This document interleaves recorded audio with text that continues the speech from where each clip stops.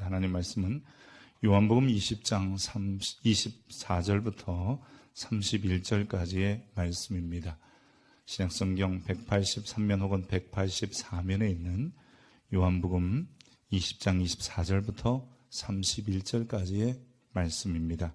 이 계시의 말씀을 읽을 때 하나님의 음성이 여러분 심령 속에 들려지길 원합니다. 12제자 중에 하나로서 디도모라 불리는 도마는 예수께서 오셨을 때에 함께 있지 아니한지라. 다른 제자들이 그에게 이르되 우리가 주를 보았노라 하니 도마가 이르되 내가 그의 손에 못자국을 보며 내 손가락을 그 못자국에 넣으며 내 손을 그 옆구리에 넣어보지 않고는 믿지 아니하겠노라 하니라.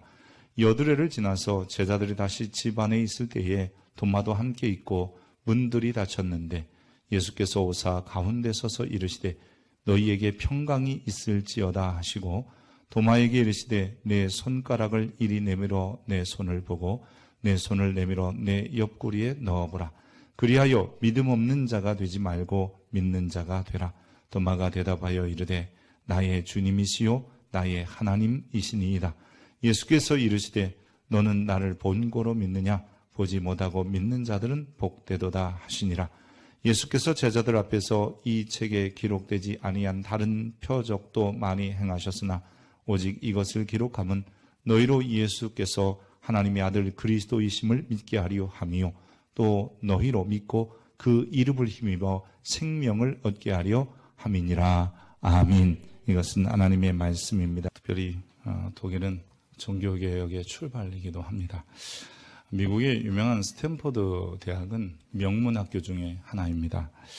이 스탠포드 대학을 설립한 사람은 스탠포드 부부예요.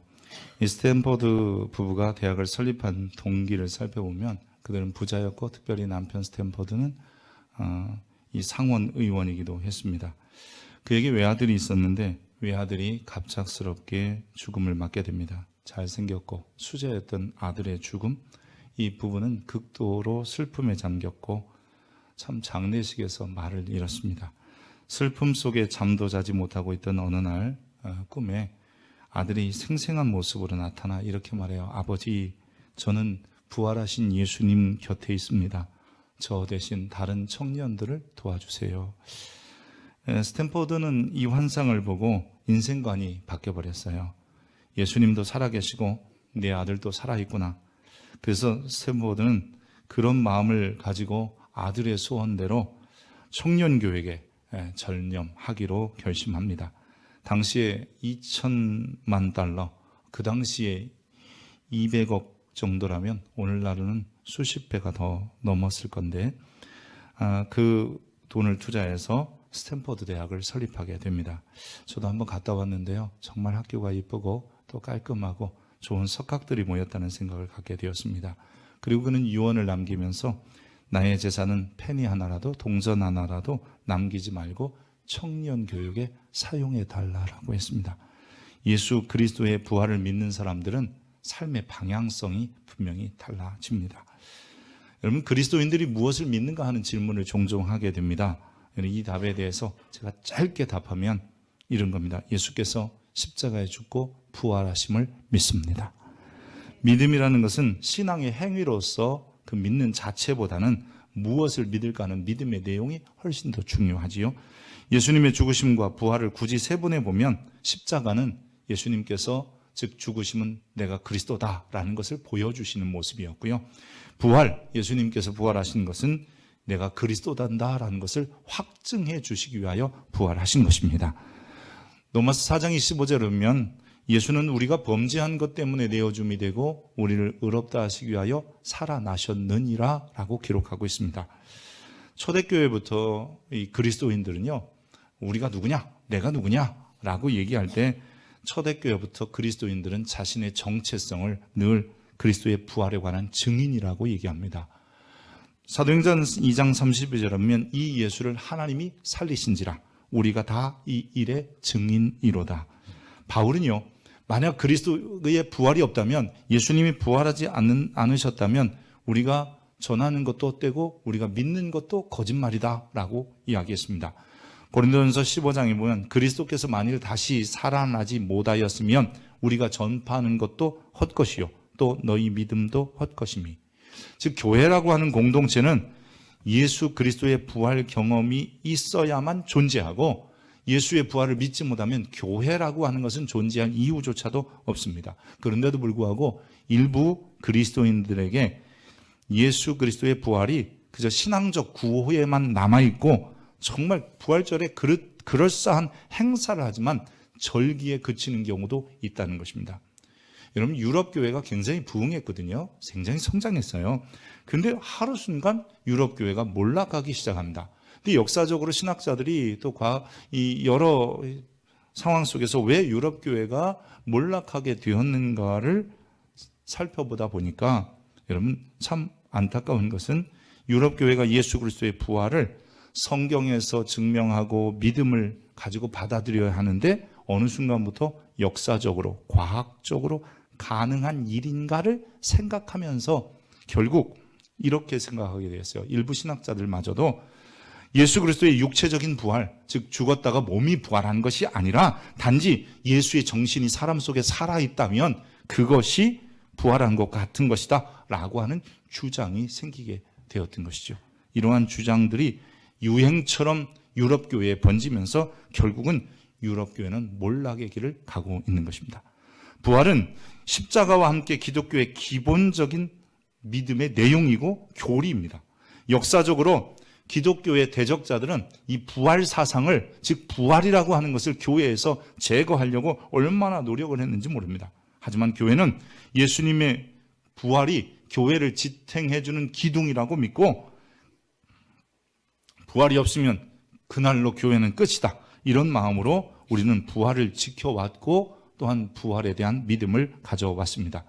교회는 예수 그리스도께서 십자가에 죽으시고 사흘 만에 부활하심을 믿는 공동체이며 예수님이 유일하신 구세주, 즉 그리스도라고 믿는 사람들의 모임입니다. 그래서 그리스도인 혹은 기독교인이라고 부르는 것은 그리스도에게 속한 자라는 뜻인데 나는 예수의 부활을 믿는 사람들입니다. 그래서 나는 새로운 삶의 근거는 예수의 부활에 있으며 내가 새로운 삶의 방향성을 정할 때 내가 어떻게 살아야 되는가를 결정할 때도 예수 부활의 근거를 둔다라고 고백하는 것이죠. 오늘 부활주일입니다. 교회는 예수님이 탄생하신 성탄절보다 부활절을 훨씬 더 기쁘고 즐겁게 여깁니다.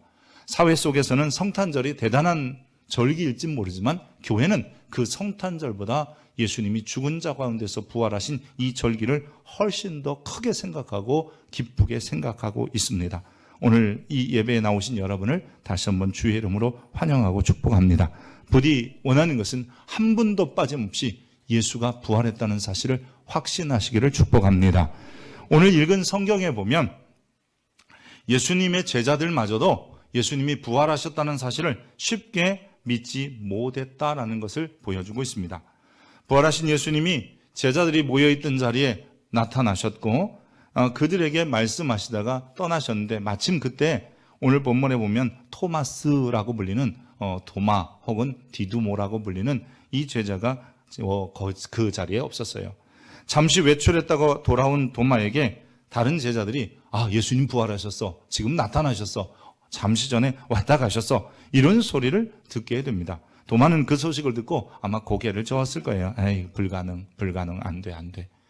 그러면서 하는 말이 뭐냐면 내가 직접 예수님의 손에 있는 못자국에 손을 좀 넣어서 만져보고 잘리신 옆구리에 창자국에 내 손을 넣어서 만져보지 않으면 나는 믿을 수 없다라고 이야기합니다.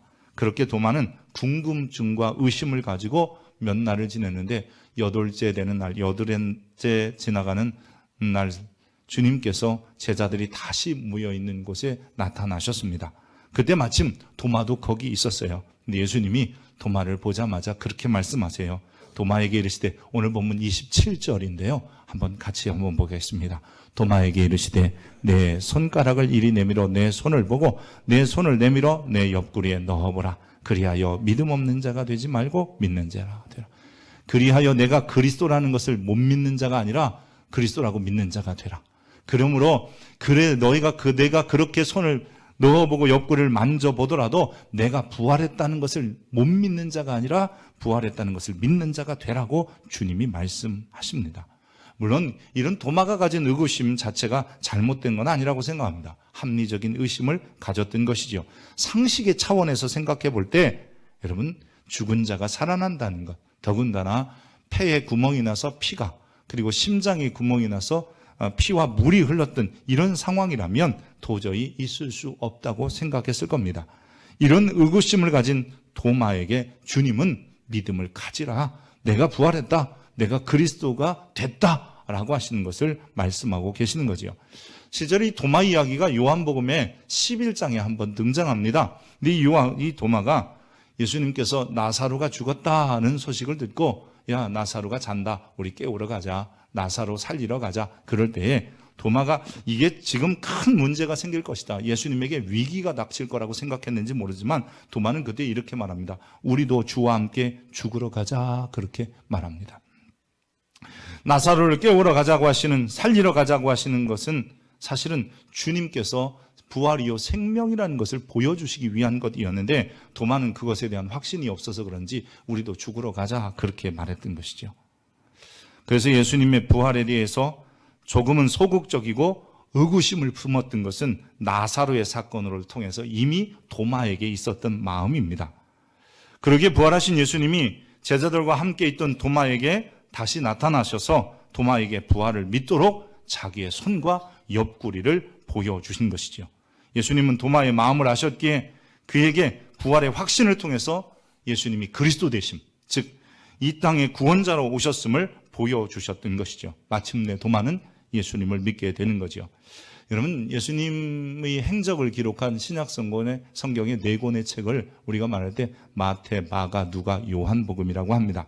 근데 마지막 이 요한복음은 예수님께서 하나님의 아들이시며 그리고 그리스도시고 결국은 우리의 왕이다라는 것을 통해서 그것을 믿으면 영생을 얻게 된다는 그런 의도를 가지고 기록한 책입니다. 그래서 이제 오늘 본문 31절에 이렇게 기록했어요.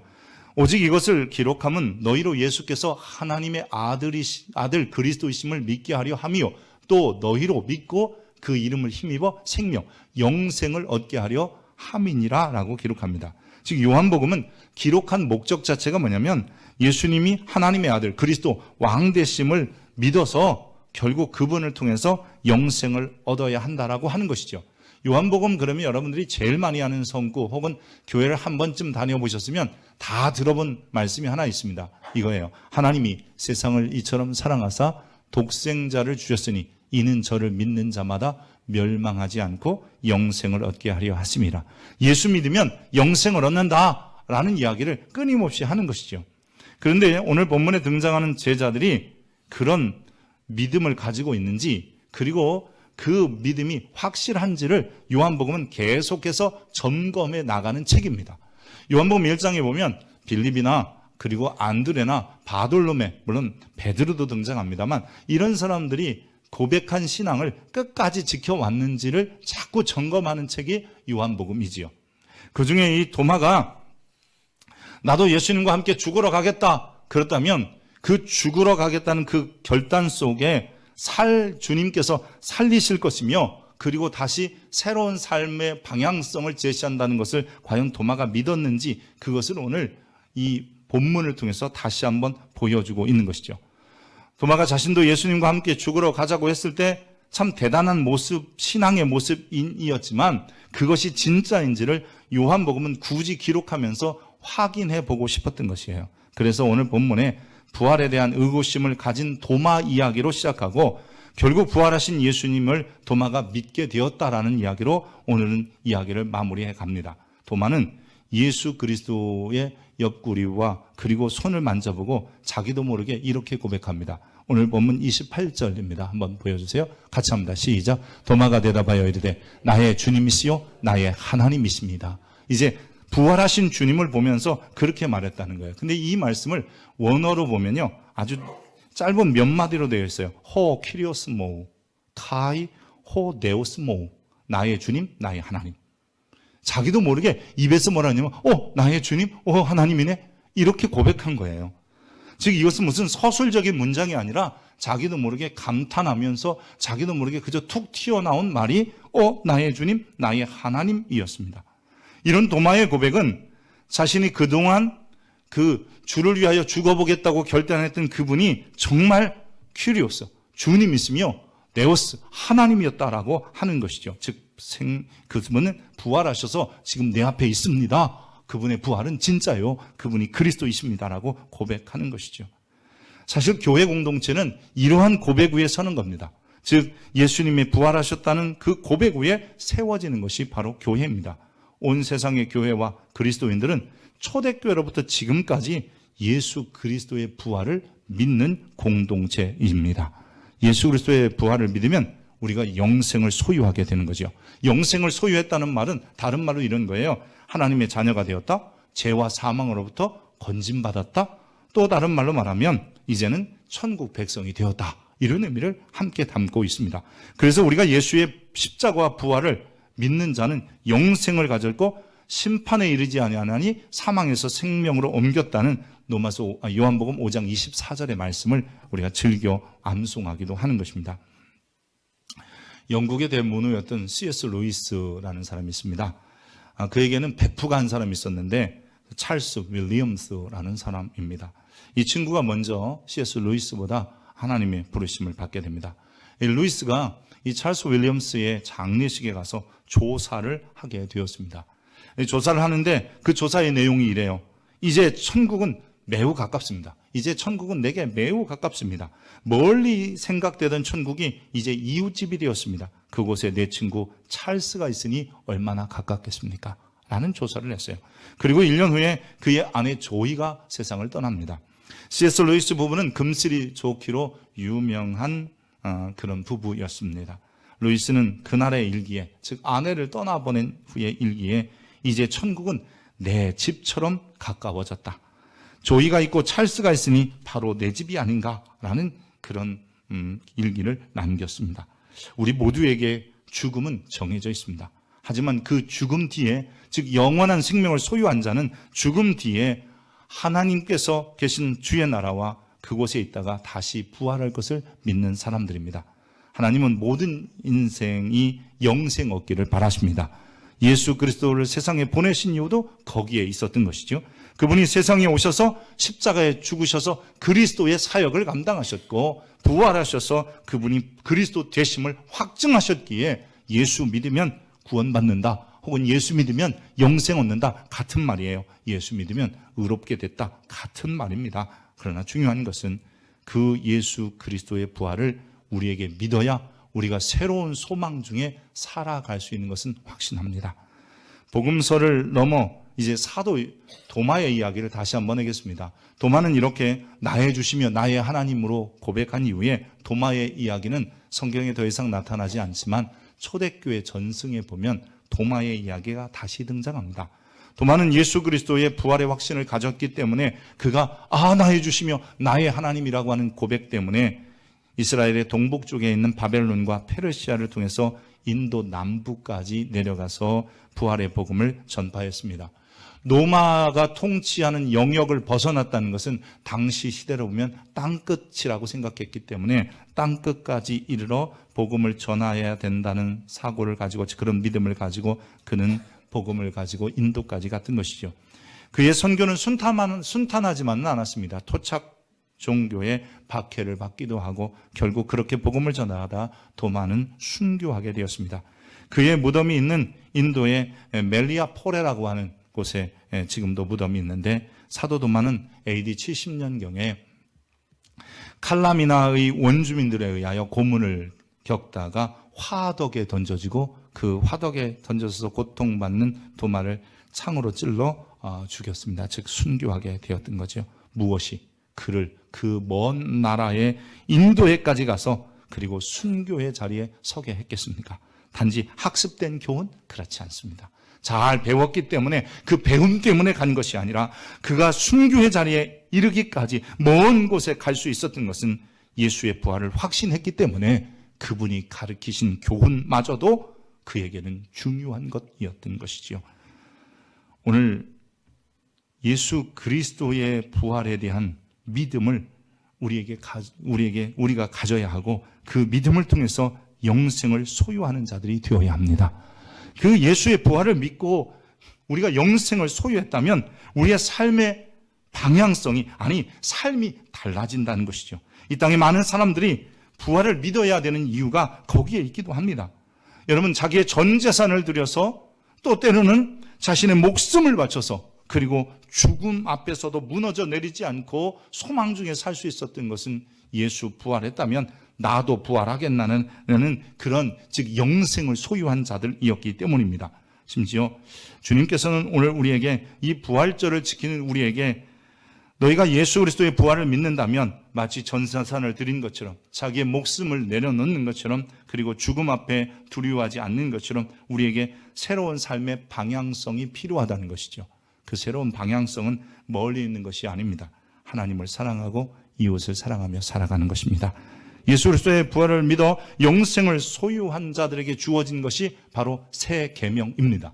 오늘 우리가 요한복음을 계속해서 보게 되는데, 요한복음 13장 34절 35절에 주님께서 이렇게 말씀하세요. 새 계명을 너희에게 주노니 서로 사랑하라.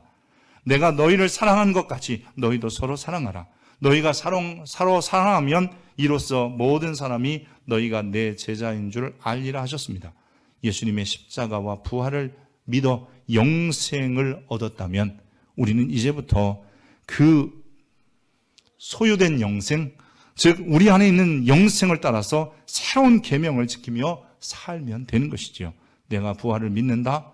여러분, 이것은 그저 입술의 고백에만 있지 않고 이제부터는 새로운 계명을 따라서 하나님과 이웃을 사랑하며 살아가는 것이며, 그 중에 일부는 복음을 들고 가기도 하고, 때로는 주변을 돌아보기도 하고, 때로는 교회를 위하여 헌신하기도 하며, 약한 자와 연약한 자를 위하여 희생하기도 하는 것입니다.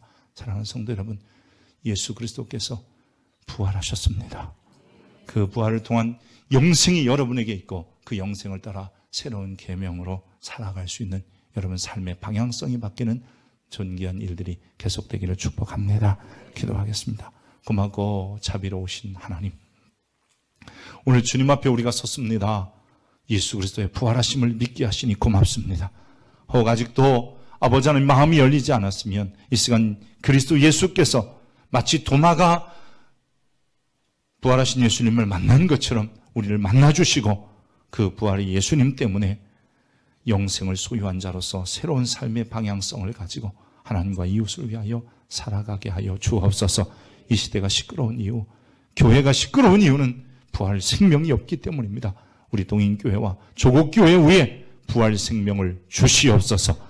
예수 그리스도의 이름으로 기도합니다. 아멘. 미국의 유명한 스탠포드 대학은 명문학교 중에 하나입니다. 이 스탠포드 대학을 설립한 사람은 스탠포드 부부예요. 이 스탠포드 부부가 대학을 설립한 동기를 살펴보면 그들은 부자였고, 특별히 남편 스탠포드는 이 상원 의원이기도 했습니다.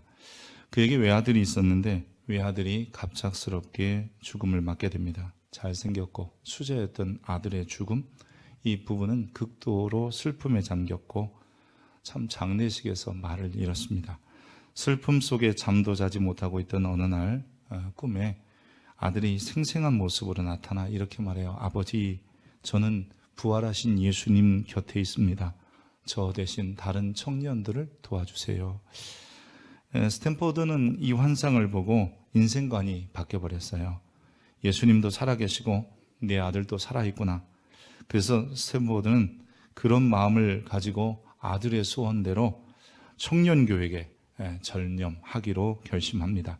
당시에 2천만 달러, 그 당시에 200억 정도라면 오늘날은 수십 배가 더 넘었을 건데, 그 돈을 투자해서 스탠포드 대학을 설립하게 됩니다. 저도 한번 갔다 왔는데요. 정말 학교가 이쁘고 또 깔끔하고 좋은 석학들이 모였다는 생각을 갖게 되었습니다.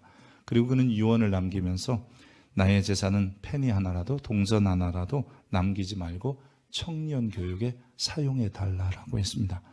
예수 그리스도의 부활을 믿는 사람들은 삶의 방향성이 분명히 달라집니다. 여러분, 그리스도인들이 무엇을 믿는가 하는 질문을 종종 하게 됩니다.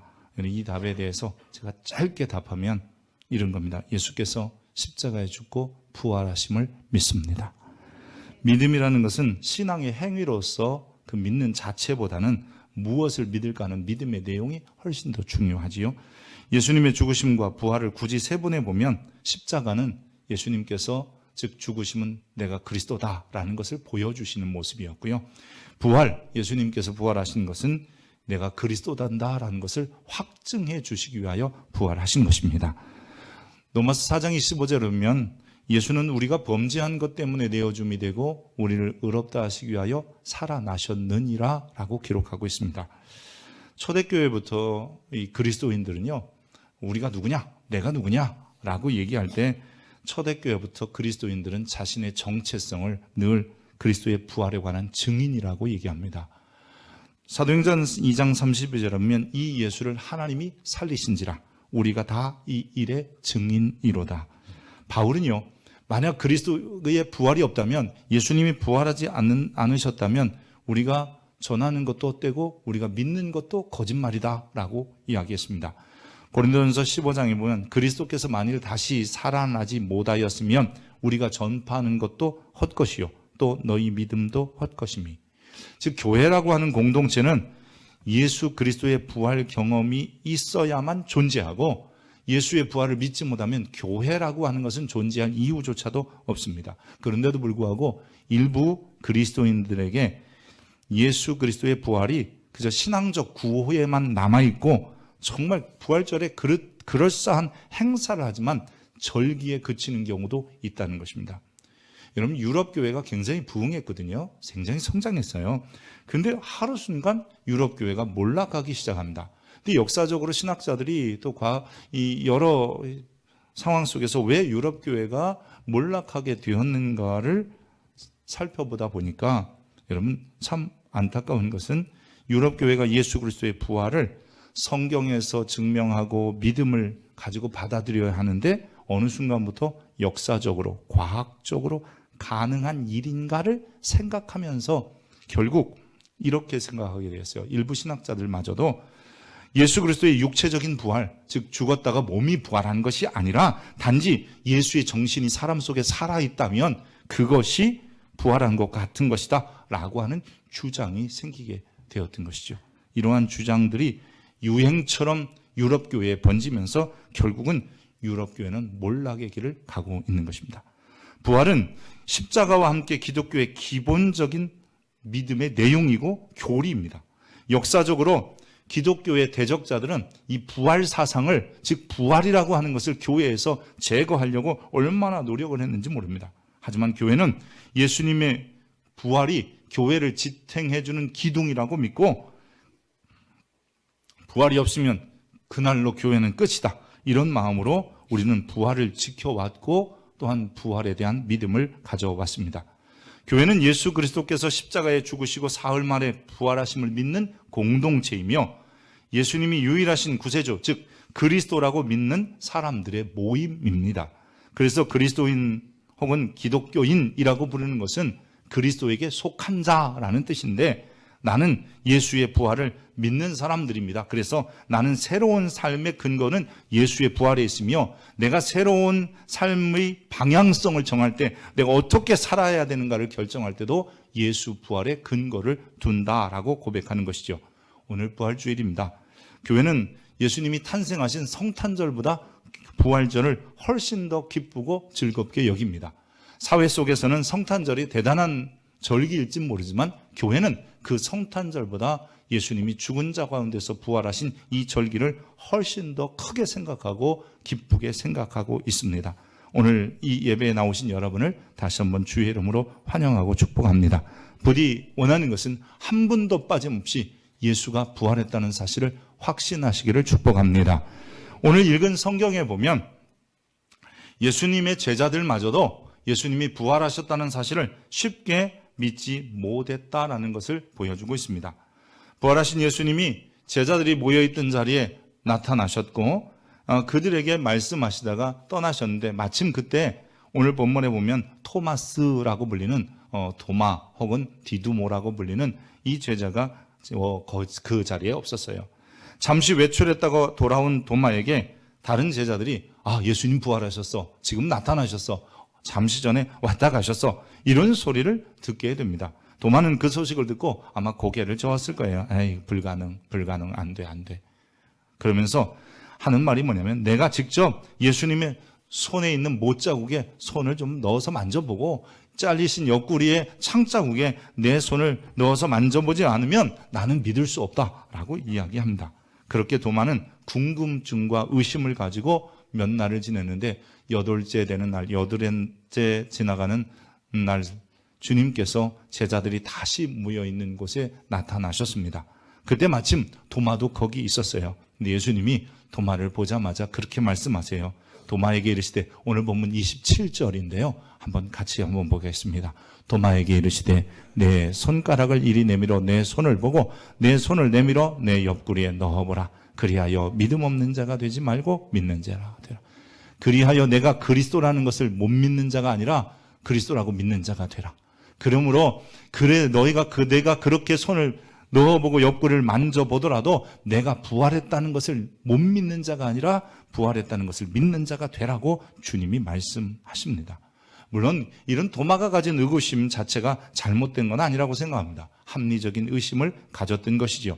상식의 차원에서 생각해 볼 때, 여러분, 죽은 자가 살아난다는 것, 더군다나 폐에 구멍이 나서 피가, 그리고 심장에 구멍이 나서 피와 물이 흘렀던 이런 상황이라면 도저히 있을 수 없다고 생각했을 겁니다. 이런 의구심을 가진 도마에게 주님은 믿음을 가지라, 내가 부활했다, 내가 그리스도가 됐다라고 하시는 것을 말씀하고 계시는 거지요.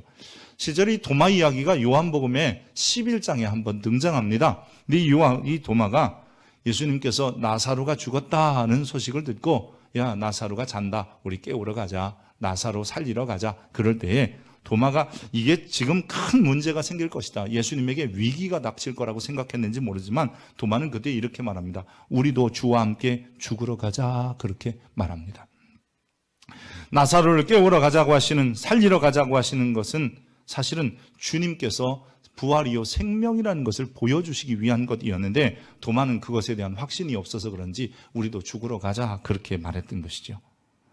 그래서 예수님의 부활에 대해서 조금은 소극적이고 의구심을 품었던 것은 나사로의 사건을 통해서 이미 도마에게 있었던 마음입니다. 그러기에 부활하신 예수님이 제자들과 함께 있던 도마에게 다시 나타나셔서 도마에게 부활을 믿도록 자기의 손과 옆구리를 보여주신 것이죠.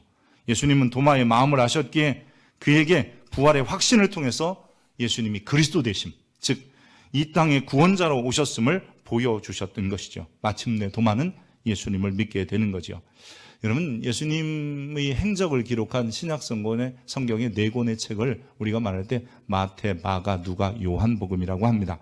근데 마지막 이 요한복음은 예수님께서 하나님의 아들이시며 그리고 그리스도시고 결국은 우리의 왕이다라는 것을 통해서 그것을 믿으면 영생을 얻게 된다는 그런 의도를 가지고 기록한 책입니다. 그래서 이제 오늘 본문 31절에 이렇게 기록했어요. 오직 이것을 기록함은 너희로 예수께서 하나님의 아들 그리스도이심을 믿게 하려 함이요, 또 너희로 믿고 그 이름을 힘입어 생명, 영생을 얻게 하려 함이니라 라고 기록합니다. 즉 요한복음은 기록한 목적 자체가 뭐냐면 예수님이 하나님의 아들 그리스도 왕 되심을 믿어서 결국 그분을 통해서 영생을 얻어야 한다라고 하는 것이죠. 요한복음 그러면 여러분들이 제일 많이 아는 성구 혹은 교회를 한 번쯤 다녀보셨으면 다 들어본 말씀이 하나 있습니다. 이거예요. 하나님이 세상을 이처럼 사랑하사 독생자를 주셨으니 이는 저를 믿는 자마다 멸망하지 않고 영생을 얻게 하려 하심이라. 예수 믿으면 영생을 얻는다라는 이야기를 끊임없이 하는 것이죠. 그런데 오늘 본문에 등장하는 제자들이 그런 믿음을 가지고 있는지, 그리고 그 믿음이 확실한지를 요한복음은 계속해서 점검해 나가는 책입니다. 요한복음 1장에 보면 빌립이나 그리고 안드레나 바돌로메, 물론 베드로도 등장합니다만 이런 사람들이 고백한 신앙을 끝까지 지켜왔는지를 자꾸 점검하는 책이 요한복음이지요. 그중에 이 도마가 나도 예수님과 함께 죽으러 가겠다 그렇다면 그 죽으러 가겠다는 그 결단 속에 주님께서 살리실 것이며 그리고 다시 새로운 삶의 방향성을 제시한다는 것을 과연 도마가 믿었는지, 그것을 오늘 이 본문을 통해서 다시 한번 보여주고 있는 것이죠. 도마가 자신도 예수님과 함께 죽으러 가자고 했을 때 참 대단한 모습, 신앙의 모습이었지만 그것이 진짜인지를 요한복음은 굳이 기록하면서 확인해 보고 싶었던 것이에요. 그래서 오늘 본문에 부활에 대한 의구심을 가진 도마 이야기로 시작하고 결국 부활하신 예수님을 도마가 믿게 되었다라는 이야기로 오늘은 이야기를 마무리해 갑니다. 도마는 예수 그리스도의 옆구리와 그리고 손을 만져보고 자기도 모르게 이렇게 고백합니다. 오늘 본문 28절입니다. 한번 보여주세요. 같이 합니다. 시작. 도마가 대답하여 이르되 나의 주님이시요 나의 하나님이십니다. 이제 부활하신 주님을 보면서 그렇게 말했다는 거예요. 근데 이 말씀을 원어로 보면요, 아주 짧은 몇 마디로 되어 있어요. 호 키리오스모 카이 호 네오스모, 나의 주님, 나의 하나님. 자기도 모르게 입에서 뭐라 하냐면 나의 주님, 하나님이네, 이렇게 고백한 거예요. 즉 이것은 무슨 서술적인 문장이 아니라 자기도 모르게 감탄하면서 자기도 모르게 그저 툭 튀어나온 말이 나의 주님, 나의 하나님이었습니다. 이런 도마의 고백은 자신이 그동안 그 주를 위하여 죽어보겠다고 결단했던 그분이 정말 큐리오스, 주님이시며 네오스, 하나님이었다라고 하는 것이죠. 즉 그분은 부활하셔서 지금 내 앞에 있습니다. 그분의 부활은 진짜요. 그분이 그리스도이십니다라고 고백하는 것이죠. 사실 교회 공동체는 이러한 고백 위에 서는 겁니다. 즉 예수님이 부활하셨다는 그 고백 위에 세워지는 것이 바로 교회입니다. 온 세상의 교회와 그리스도인들은 초대교회로부터 지금까지 예수 그리스도의 부활을 믿는 공동체입니다. 예수 그리스도의 부활을 믿으면 우리가 영생을 소유하게 되는 거죠. 영생을 소유했다는 말은 다른 말로 이런 거예요. 하나님의 자녀가 되었다, 죄와 사망으로부터 건짐받았다, 또 다른 말로 말하면 이제는 천국 백성이 되었다, 이런 의미를 함께 담고 있습니다. 그래서 우리가 예수의 십자가와 부활을 믿는 자는 영생을 가졌고 심판에 이르지 아니하나니 사망에서 생명으로 옮겼다는 요한복음 5장 24절의 말씀을 우리가 즐겨 암송하기도 하는 것입니다. 영국의 대문호였던 C.S. 루이스라는 사람이 있습니다. 그에게는 베프가 한 사람이 있었는데 찰스 윌리엄스라는 사람입니다. 이 친구가 먼저 C.S. 루이스보다 하나님의 부르심을 받게 됩니다. 이 루이스가 이 찰스 윌리엄스의 장례식에 가서 조사를 하게 되었습니다. 조사를 하는데 그 조사의 내용이 이래요. 이제 천국은 매우 가깝습니다. 이제 천국은 내게 매우 가깝습니다. 멀리 생각되던 천국이 이제 이웃집이 되었습니다. 그곳에 내 친구 찰스가 있으니 얼마나 가깝겠습니까? 라는 조사를 했어요. 그리고 1년 후에 그의 아내 조이가 세상을 떠납니다. C.S. 루이스 부부는 금슬이 좋기로 유명한 그런 부부였습니다. 루이스는 그날의 일기에, 즉 아내를 떠나보낸 후의 일기에 이제 천국은 내 집처럼 가까워졌다. 조이가 있고 찰스가 있으니 바로 내 집이 아닌가라는 그런 일기를 남겼습니다. 우리 모두에게 죽음은 정해져 있습니다.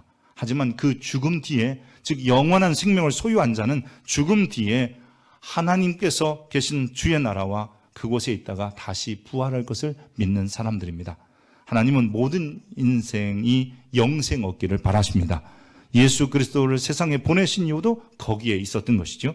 그분이 세상에 오셔서 십자가에 죽으셔서 그리스도의 사역을 감당하셨고 부활하셔서 그분이 그리스도 되심을 확증하셨기에 예수 믿으면 구원받는다, 혹은 예수 믿으면 영생 얻는다, 같은 말이에요. 예수 믿으면 의롭게 됐다, 같은 말입니다. 그러나 중요한 것은 그 예수 그리스도의 부활을 우리에게 믿어야 우리가 새로운 소망 중에 살아갈 수 있는 것은 확신합니다.